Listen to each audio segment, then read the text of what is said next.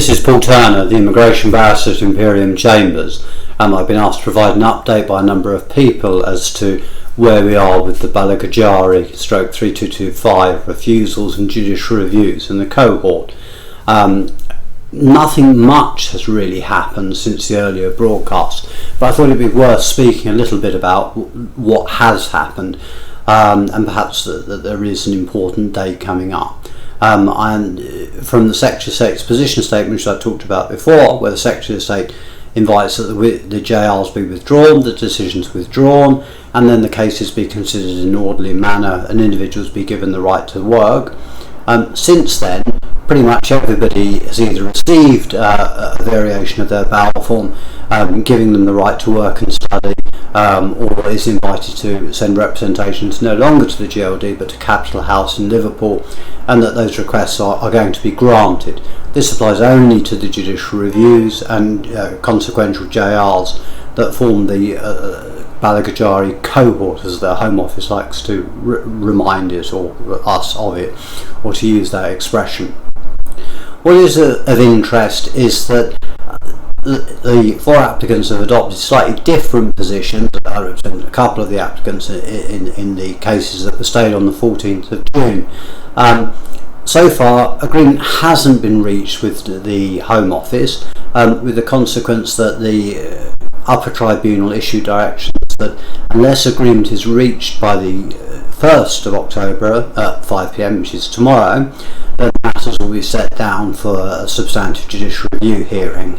As I would have indicated before, I believe individuals will be given the right to work, able to get their costs back, and they ought to be put back into the best possible position. And those that have a pressing need to have their cases considered, have their cases considered urgently.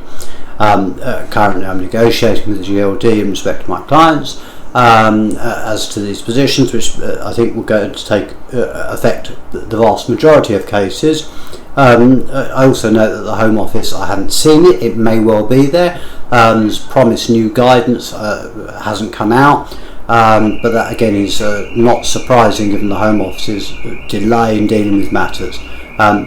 Which troubles me in respect of the Home Office's promise to consider matters promptly and get them dealt with in a timely and orderly fashion, because my experience when the Home Office promises to do that, often there can be a huge delay. And if one looks back to the legacy debacle of 2006 to 2011, the Home Office promised to get it done by July 2011, but there are legacy cases that dragged on for many years thereafter, and litigation as well.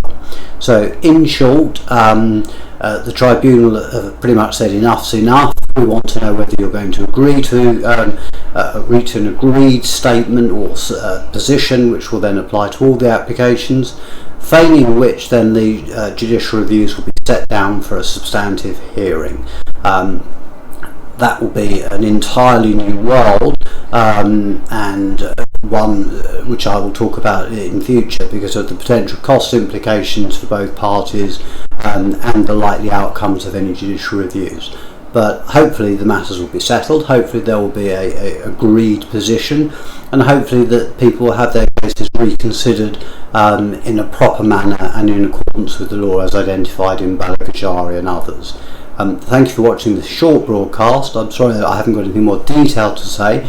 As soon as I know what's going to happen, or if there's a generalised position, I will inform you further. What I would advise is to keep in touch with your lawyers, ask the relevant questions, and make sure that if you aren't represented that you get a lawyer if you fall within this cohort, as this is an entirely complex area of law, and one that I wouldn't advise is dealt with by an individual litigant in person, given the potential for getting something wrong, as I would say in any immigration matter.